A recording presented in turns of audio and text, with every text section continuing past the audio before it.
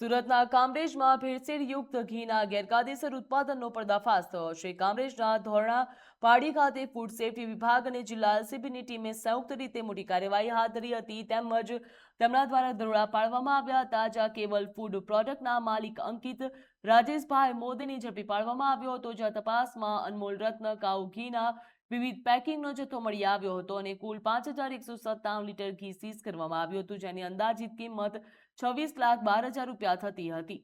તો આગામી તહેવારોને ધ્યાનમાં રાખીને ગેરકાયદેસર ઉત્પાદન થતું હતું તેવી માહિતીના આધારે કાર્યવાહી કરવામાં આવી હતી. ગોડાઉન સીલ કરી ફૂડ સેફ્ટી એન્ડ સ્ટાન્ડઅપ એક્ટથી વધુ તપાસ પણ હાથ ધરવામાં આવી છે.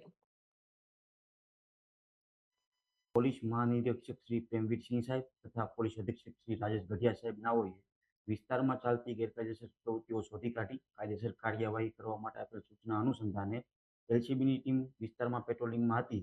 તે દરમિયાન મળેલ બાતમીના આધારે ધોરણપારડી ગામની સીમમાં આવેલ હિન્દવા ડ્રીમ્સ ઇન્ડસ્ટ્રીઝના આવેલ પ્લોટ નંબર G1માં શંકાસ્પદ ઘીની બનાવટનો જથ્થો તૈયાર કરી પેકિંગ કરવાનું નેટવર્ક ચાલે છે.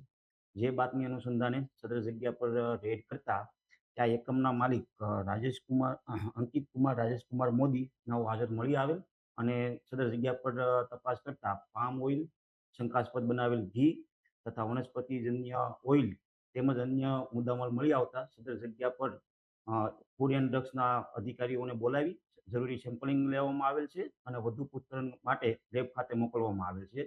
મળી આવેલ મુદ્દામાલમાં જગ્યા પરથી શંકાસ્પદ ઘી તૈયાર કરેલ 5 ટનથી વધારે છે. તેમજ પામ ઓઇલ, વનસ્પતિજન્ય તેલ તેમજ અન્ય સામગ્રી મળી કુલ 52 લાખ ઉપરાંતનો મુદ્દામાલ સીલ કરવામાં આવ્યો છે.